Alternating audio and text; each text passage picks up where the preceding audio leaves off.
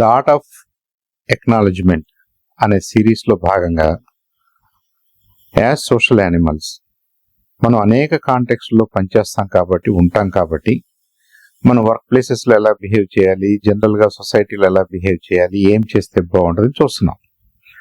How about at home? మరి ఇంటి దగ్గర ఏం చేయాలి? ఇంటి దగ్గర మనకి మన ఓన్ ఫ్యామిలీ మెంబర్స్ ఉంటారు కాబట్టి స్పౌస్కి అంటే భార్యకి భర్త ఉంటారు, భర్తకి భార్య ఉంటుంది, పిల్లలు ఉంటారు. ఈ ట్రయాంగులర్ ఈక్వేషన్లో పిల్లలు పేరెంట్స్ ఎఫర్ట్స్ని రికగ్నైజ్ చేయటం అనేది నేర్పించాలి. పేరెంట్స్ ఏం చేశారన్న దాన్ని అప్రిషియేట్ చేయటం, పేరెంట్స్ మదర్ కానీ ఫాదర్ కానీ వాళ్ళ ఎఫర్ట్స్ని రికగ్నైజ్ చేస్తూ దాన్ని ఎక్నాలజ్ చేసే విధంగా పిల్లలకు మనం వే చూపించాలి. We need to teach them.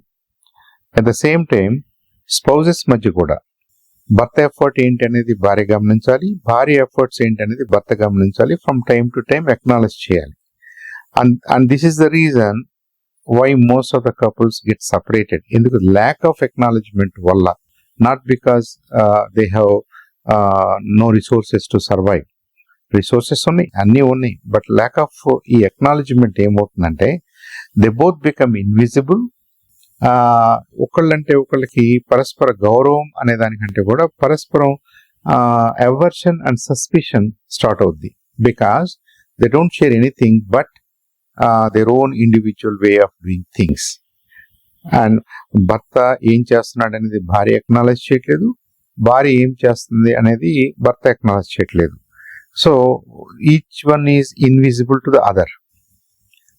అట్లాగే sometimes especially in cities ఈ న్యూక్లియర్ ఫ్యామిలీస్ అయిపోవటం వల్ల కిడ్స్ కూడా మదరు పేరెంట్స్ ఇద్దరు జాబ్ చేస్తున్నారు, కిడ్స్ ఉదయం నుంచి సాయంత్రం వరకు స్కూల్లో ఉంటున్నారు, and they don't know how to communicate. There is not much of an opportunity to communicate. There are no elders to teach these things. కాబట్టి ఎవరికి వాళ్ళు they become cocooned in their own world. They become isolated, they become unseen. అదే acknowledgement లేకపోవడం అంటే. So every family should train themselves to be careful to acknowledge other members of the family to make sure that the families are intact. Then only we can talk about workplaces, then only we can talk about success in the society.